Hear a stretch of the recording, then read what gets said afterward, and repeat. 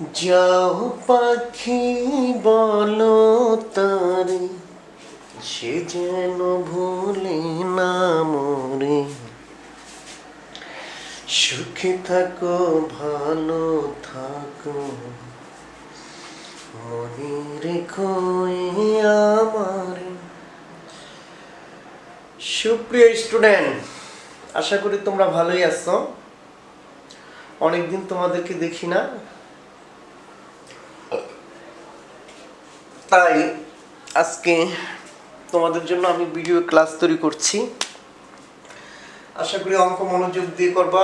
School খুললেই পরীক্ষা শুরু হয়ে যাবে, তা আমাদের প্রিপারেশন নিতে হবে মা। তো আমরা আজকে শিখব চতুর্থ অধ্যায়ের 4.2 ভাগ করার নিয়ম।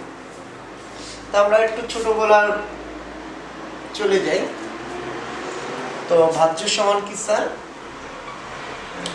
ভাজ্য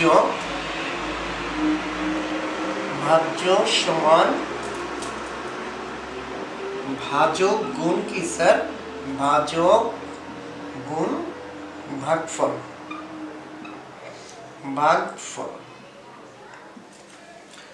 তো ভাজ্য সমান হচ্ছে কি? ভাজক গুণ কি স্যার? ভাগফল। তাহলে ভাগফল সমান কি হবে? ভাগফল সমান হবে ভাজ্য ভাগ ভাজক। তোমরা জানো যে রাশিকে ভাগ করা হয় তাকে আমরা বলি ভাজ্য, আর যা দ্বারা ভাগ করা হয় তাকে বলি ভাজক। প্রাপ্ত যে ফলাফল আসে তাকে আমরা বলি স্যার ভাগফল। তা আমরা বীজগাণিতিক রাশি শিখব। বীজগাণিতিক রাশির ভাগফল আমরা ক্লাস 6 এ শিখেছি। বীজগাণিতিক রাশি কি স্যার? অক্ষর প্রতীক চলক সম্বলিত কোনো গাণিতিক বাক্যকে আমরা বলি কি? বীজগাণিতিক রাশি। কি কি থাকবে? অক্ষর প্রতীক থাকবে, প্রক্রিয়া চিহ্ন থাকবে, যোগ বিয়োগ গুণ ভাগ, এবং আর থাকবে তোমার চলক XYZ ABC। এগুলো থাকলে আমরা তাকে বলবো কি স্যার? বীজগাণিতিক রাশি। এবার বীজগাণিতিক রাশি, একটি বীজগাণিতিক রাশিকে অন্য একটি বীজগাণিতিক রাশি দ্বারা কিভাবে ভাগ করা যায় আমরা দেখব।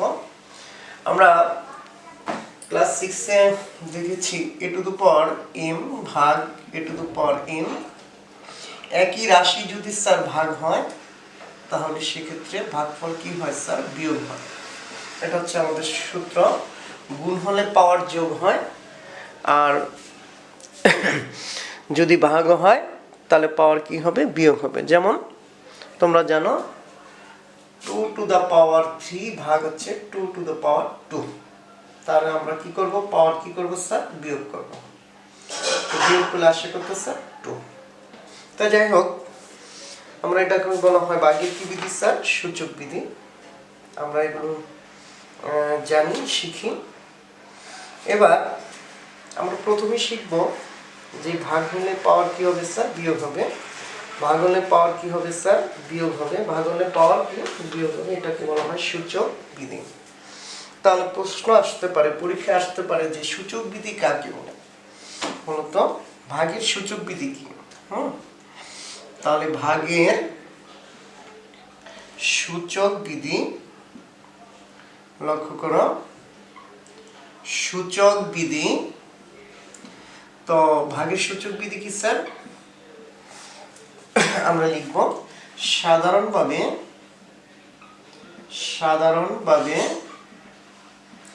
a⁴m ভাগ a⁴n সমান সমান a⁴m-m, যেখানে mn স্বাভাবিক সংখ্যা, 1 2 3 4 এগুলোকে স্বাভাবিক সংখ্যা বলে। স্বাভাবিক সংখ্যা, তারপর স্যার এবং m বড়, n হবে কি স্যার? ছোট, আর a ≠ হবে কি স্যার? 0। এটা এই নৈমিত্তিক এর সাথে খেয়াল করে, এটা a ≠ কি? 0। এই প্রক্রিয়াকে ভাগের সূচক বিধি বলে। এই প্রক্রিয়াকে প্রক্রিয়াকে ভাগের সূচক বিধি বলে, সূচক বিধি বলে। তাহলে আমরা পরীক্ষা যদি আসে ভাগের সূচক বিধি কি স্যার? সাধারণভাবে a to the power m ভাগ a to the power n সমান a to the power m minus n, যেখানে mn কি স্যার? স্বাভাবিক সংখ্যা, m বড় n ছোট, a জিরো হবে না, বেজ ভিত্তি আমরা জানি এর পরিচয় হচ্ছে ভিত্তি, mn হচ্ছে স্যার সূচক, ভিত্তি কখনো জিরো হয় না, মনে রাখবা। এই প্রক্রিয়াকে বলা হয় কি স্যার? ভাগের সূচক বিধি। ক্লিয়ার? এবার লক্ষ্য করো, আমরা এই সূচক বিধি থেকে এই সূচক বিধিটা একটু বুঝি। ধরো a কিউব ভাগ a স্কোয়ার, তার মানে আমরা যদি এটাকে এভাবে লিখতে পারি না স্যার? এটাও তো ভাগ ছিল, তাই না?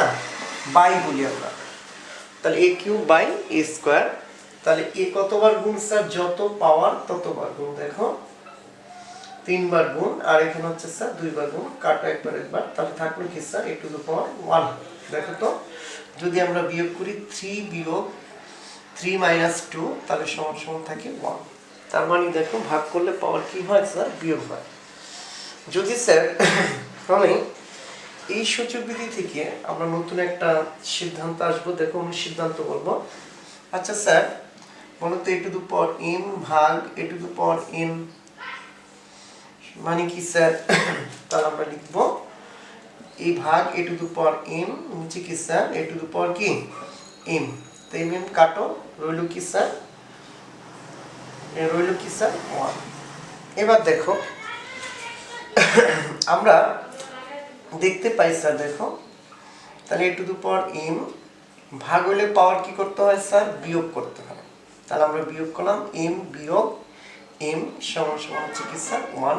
তাহলে a টু দ্য পাওয়ার 0, তার মান কি স্যার? 1। মনে থাকবো? এটা নৈমিত্তিক আসে, a টু দ্য পাওয়ার 0 তার মান কত স্যার? 1। তবে মনে রাখবা বেস কখনো কি হবে না? 0 হবে না। মনে থাকবে স্যার? ওকে। এবার আসো চিহ্নের আমরা ভাগ দেখব। তাহলে আমরা পাওয়ার কি করব? ভাগ থাকলে পাওয়ার কি হবে? বিয়োগ হবে। বলো, ভাগ থাকলে পাওয়ার বিয়োগ হবে। ভাগ থাকলে পাওয়ার বিয়োগ হবে। বলো, ভাগ থাকলে পাওয়ার বিয়োগ হবে। বলো তো স্যার কি হবে? ভাগ থাকলে পাওয়ার কি হবে? বিয়োগ হবে। মনে থাকবা, ভাগ করলে আমরা পাওয়ার কি করব? বিয়োগ করব। এবার আসো স্যার যে চিহ্নের ক্ষেত্রে ভাগ হলে কি হয় একটু লক্ষ্য করো। আমরা চিহ্নের ভাগ করব। চিহ্নের ভাগ, চিহ্নের ভাগ হচ্ছে তুমি প্লাসকে প্লাস দ্বারা ভাগ করলে হবে কি স্যার? প্লাস হবে। লক্ষ্য করো, প্লাসকে তুমি যদি মাইনাস দ্বারা ভাগ করো তাহলে হবে কি স্যার? মাইনাস। আবার মাইনাসকে প্লাস দ্বারা ভাগ করো তাহলে হবে কি স্যার? মাইনাস। মাইনাসকে যদি মাইনাস দ্বারা ভাগ করো তাহলে হবে কি স্যার? প্লাস। তাহলে মনে রাখো, প্লাসে প্লাসে ভাগ করলে প্লাস, প্লাসে মাইনাসে ভাগ করলে মাইনাস, মাইনাস প্লাসে ভাগ করলে স্যার মাইনাস, মাইনাসে মাইনাসে ভাগ করলে কি হয় স্যার? প্লাস। ওকে, তাহলে আমরা এই জিনিসগুলো দেখব। এবার হচ্ছে একপদী রাশিকে একপদী রাশি দ্বারা ভাগ। একপদী রাশিকে নৈমিত্তিক আসে, দেখো এগুলো একপদী রাশিকে মানে একটা মাত্র পদ থাকবে, একপদী রাশি দ্বারা ভাগ। একপদী রাশি ধারা ভাগ করবে। ওকে, তাহলে স্যার এই ভাগের সিস্টেমটা দেখো, আমি একটু উদাহরণ দিয়ে বুঝাই। আমরা আসি যেমন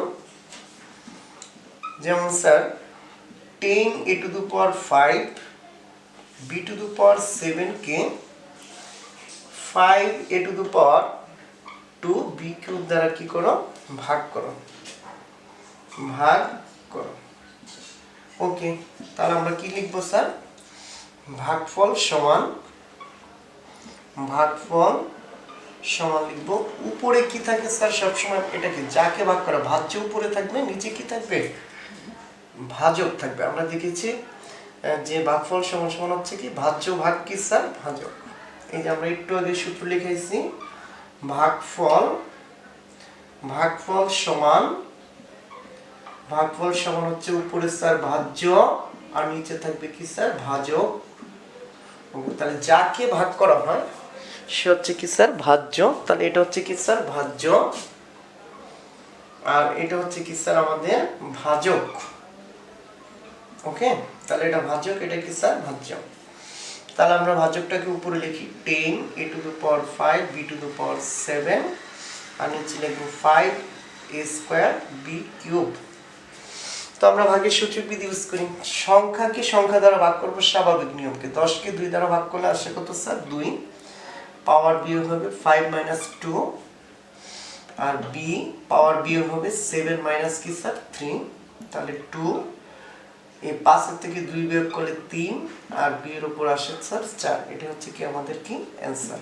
অনুরূপে একপদী রাশি যেগুলো থাকে তোমরা এই অঙ্কগুলো করবা, যেমন 60 পৃষ্ঠার 11, 12, 13 কাজ এগুলো আছে। এবার স্যার বহুপদী রাশিকে, এখানে কিন্তু পদ একটা, বহুপদী রাশিকে একপদী রাশি দ্বারা ভাগ চলে যায়। বহুপদী রাশিকে একপদী রাশি দ্বারা ভাগ করব আমরা, একপদী রাশি দ্বারা কি করব স্যার ভাগ করব। বহুপদী রাশিকে একপদী রাশি দ্বারা কি করব আমরা ভাগ করব। তো বহুপদী রাশি কি অনেকগুলো পদ আছে, যেমন মনে করো আমরা একটা উদাহরণ দেই। তাহলে দেখো ভাগের বন্টন বিধি আমরা যেটাকে বলি সেই বেসিকটা আমাদের শিখতে হবে। ভাগের বন্টন বিধি, ধরো a + b + c, a b R c হচ্ছে কি স্যার একটা বহুপদী রাশি। এখানে কয়টা পদ আছে স্যার, একটা, দুইটা, তিনটা। তা আমরা জানি যোগ বা বিয়োগ চিহ্ন সম্বলিত কোনো গাণিতিক বাক্যকে যোগ বা বিয়োগ চিহ্ন সংবলিত কোনো গাণিতিক বাক্য বা কোনো রাশির প্রত্যেকটি অংশকে এক একটি কি বলে পদ বলে। যোগ বিয়োগ থাকতে হবে এবং তাদের যে প্রত্যেকটি অংশ থাকবে এগুলোকে জানি আমরা কি স্যার এক একটা কি বলে পদ বলে।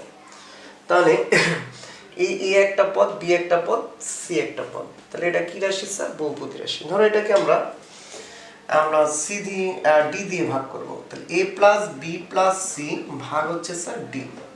তো ডি কোথায় লিখবো আমরা স্যার নিচে, a + b + c ভাগ হচ্ছে কি স্যার ডি। এবার দেখো এই ডি প্রত্যেকটি পদের নিচে চলে যাবে, a নিচে ডি কি চিহ্ন স্যার প্লাস, b নিচে ডি তারপর হচ্ছে কি স্যার কি চিহ্ন প্লাস, সি নিচে কি স্যার ডি। এটাকে বলা হয় ভাগের বন্টন বিধি। আমরা গুণের বন্টন বিধি অনেকেই জানি, কিন্তু আমরা এটাকে বলবো কি স্যার ভাগের বন্টন বিধি। তো ভাগও কি হবে প্রত্যেকটা পদের নিচে হবে, ক্লিয়ার। এটাকে অনেক গুণের বন্টন বিধি আকারে বলা হয়। তাহলে আমরা এই বন্টন করে পূর্বের নিয়মে অঙ্কগুলো করব। যেমন এবার আমরা দেখো একপদী রাশিকে ঠিক যেভাবে ভাগ করেছিলাম ঠিক এভাবেই, আমার মনে হয় ক্যামেরা বন্ধ হয়ে গেছে, আবার একটু আমি বলি। ভাগফল সমান হচ্ছে ভাজ্য ভাগ ভাজক। তাহলে আমি উপরে ভাজকটা লিখলাম, নিচে কি লিখছি স্যার ভাজ্য। উপরে কে ভাজ্যকে লিখছি, নিচে কি স্যার ভাজক। ওকে, তাহলে এবার হচ্ছে ভাগের বন্টন বিধি। দেখো একটা, দুইটা, তিনটা পদ, এই তিনটা পদের নিচে কি হরগুলো চলে আসবে, এই পদের নিচে হর চলে আসবে, এই পদের নিচে কি স্যার হর চলে আসবে, এই যে হর। আর এখানে এই মাইনাসে মাইনাস, এই প্লাসের কি প্লাস। ওকে, তাহলে এবার সাধারণ নিয়মে ভাগ করো, 10কে ভাগ করো 2 দিয়ে 5। ওকে, এখন দেখো আমরা কিন্তু মনে মনে সূচক বিধি ইউজ করবো। 5টা নিচে কয়টা 2টা, তাহলে 5-এর থেকে 2 বিয়োগ করলে কত থাকে স্যার 3। উপরে দেখো স্যার কয়টা 3টা, নিচে কয়টা 2টা, তাহলে কয়টা থাকে স্যার একটা লেখা লাগে না। তারপর আসো 12কে 2 দ্বারা ভাগ করো 6। উপরে দেখো স্যার 3টা, নিচে 2টা, তাহলে কয়টা থাকলো 3-এর থেকে 2 বিয়োগ করলে কত স্যার 1 লেখা লাগে না। উপরে 8টা, নিচে 2টা, বিয়োগ করো তো 8-এর থেকে 2 বিয়োগ করলে কত স্যার 6। তারপর আসো 6কে 2 দিয়ে ভাগ করলে স্যার কত 3। উপরে 4টা, নিচে 2টা, কয়টা রইলো স্যার 4-এর থেকে 2টা বিয়োগ করলে 2টা। উপরে 60টা নিচে 2টা, কয়টা রইল স্যার? 5টা। ওকে, এই হচ্ছে আমাদের কি অ্যান্সার। তাহলে আমরা এই নিয়মের অঙ্কগুলো দেখব। তা আমাদের পরীক্ষায় যেগুলো আসে দেখো, এগুলো নৈমিত্তিক আসে। পরীক্ষায় সাধারণত আসে বহুপদী রাশিকে বহুপদী রাশি দ্বারা ভাগ। বহুপদী রাশিকে বহুপদী রাশি দ্বারা কি করতে হবে? ভাগ করতে হবে। এটা পরীক্ষায় আসে। তো প্রথম নিয়ম হচ্ছে ভাজ্য আর ভাজককে চলকের অধক্রম অনুসারে সাজাতে হয়। দেখো নিয়মগুলো দেখো, লক্ষ্য করো। 1 নম্বর নিয়ম হচ্ছে ভাজ্য ও ভাজককে চলকের সূচকে ভাজ্য এবং ভাজককে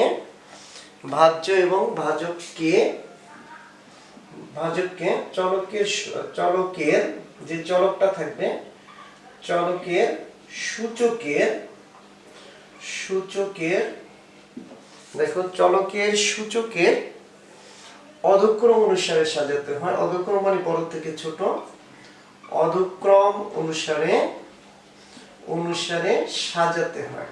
তাহলে লক্ষ্য করে পড়ে নাও, অনুসারে সাজাতে হয়। মা আমার সাথে পড়ো, কি পড়বা বাবু? বলো কি? ভাজ্য এবং ভাজককে চলকের সূচকের অধক্রম অনুসারে সাজাতে হয়। বলো, আবার বলো। ভাজ্য এবং ভাজককে সূচকের অধক্রম অনুসারে সাজাতে হয়। বলো, আবার বলো। ভাজ্য এবং ভাজককে চলকের অধক্রম অনুসারে সাজাতে হয়। আবার বলো। ভাজ্য এবং ভাজককে চলকের অধক্রম অনুসারে সাজাতে হয়। আবার বলো তোমার। ভাজ্য এবং ভাজককে চলকের অধক্রম অনুসারে সাজাতে হয়। তাহলে আসো একটা অঙ্ক দেখি আমি এরকম। যেমন ধরো 64 মাইনাস a কিউব কে আমরা a মাইনাস 4 দ্বারা ভাগ করব। ভাগ করো, খেয়াল করো। তাহলে ভাজ্য কি মা বলো তো? যাকে ভাগ করা হয় সে হচ্ছে কি ভাজ্য। ভাজ্য হচ্ছে কি 64 মাইনাস a কিউব। তাহলে চলকের অধক্রম অনুসারে আমরা সাজাবো। দেখো আমরা লিখব এই যে x কিউব, তাহলে x কিউব মাইনাস x কিউবটা আগে লিখবো, যেহেতু অধক্রম মানে বড় থেকে ছোট। তারপর বাকি রইল কি প্লাস কি স্যার? 64। তাহলে মাইনাস x কিউব প্লাস কি 64। এটা কি বলো? অধক্রম মানে পাওয়ারগুলো বড় থেকে ছোট আকারে সাজানো। এখানে চলক কে স্যার? a। তাহলে a যে বা রাশিটার চলক হচ্ছে কি স্যার? অক্ষর প্রতীকটা a। এই অক্ষর প্রতীকের যে সূচক থাকবে, পাওয়ার থাকবে, সেটাকে সবসময় বড় থেকে ছোটর দিকে নেবা। যেমন স্যার 3-এর পর যদি 2 থাকতো তাহলে 2 হইতো। তারপর কি হতো? a পাওয়ার 2 হইতো a কিউব, তারপরে a স্কয়ার, তারপর হচ্ছে a1, তারপর থাকবে না মানে 0। 0 মানে কি? থাকবে না। তাহলে যেহেতু এখানে 2 নাই, কোথায় থেকে লিখবো? 1 নাই, কোথায় লিখবো? এটাও নাই, কোথায় লিখবো? এটা যদি এখানে আসে a টু দি পাওয়ার 0, আমরা ভাবতে পারি a টু দি পাওয়ার 0 মানে তার মান 1। যাই হোক, আমরা এত পেঁচাবো না। তাহলে অধক্রম মানে কি? বড় থেকে ছোট আকারে সাজাবো। তাহলে 3, তারপর হইলো কি 64। এবার দেখো স্যার ভাজক a মাইনাস 4, তার মানে এটা সাজানো আছে 1, তারপর 9 মানে কি a টু দি পাওয়ার 0।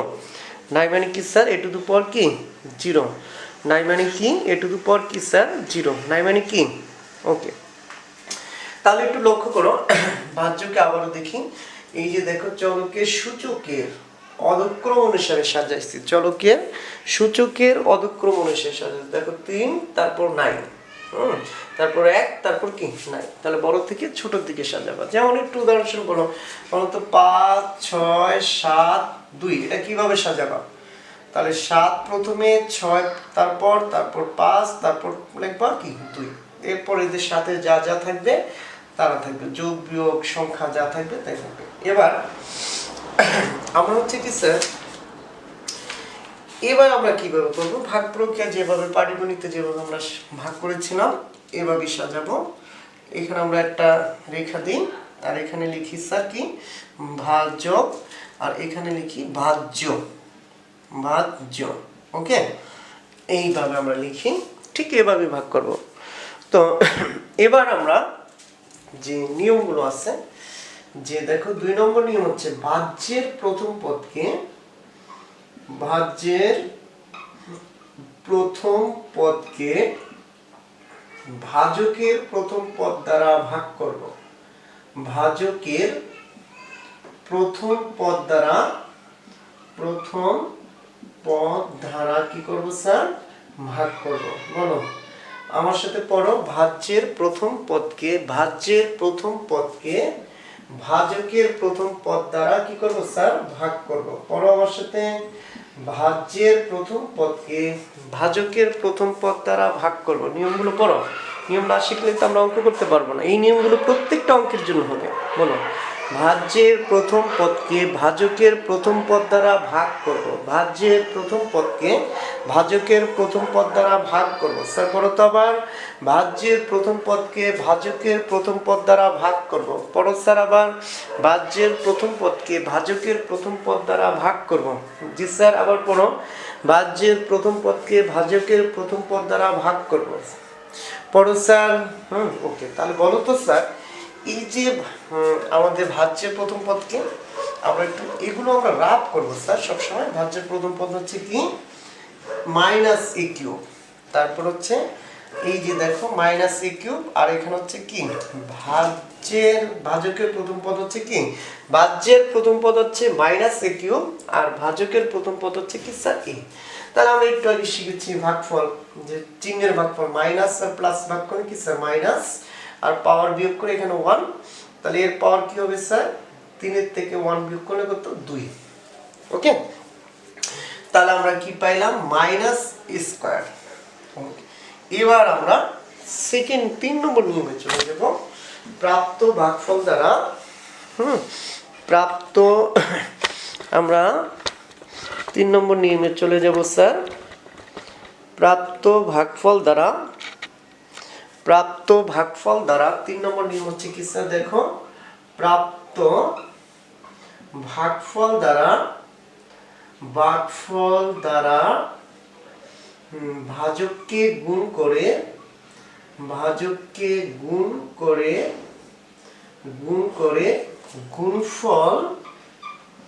গুণফল ভাজ্যের নিচে বসাবো। ভাজ্যের কি বসাবো স্যার? ভাজ্যের নিচে বসাবো। ওকে, তাহলে কি? প্রাপ্ত ভাগফল দ্বারা ভাজককে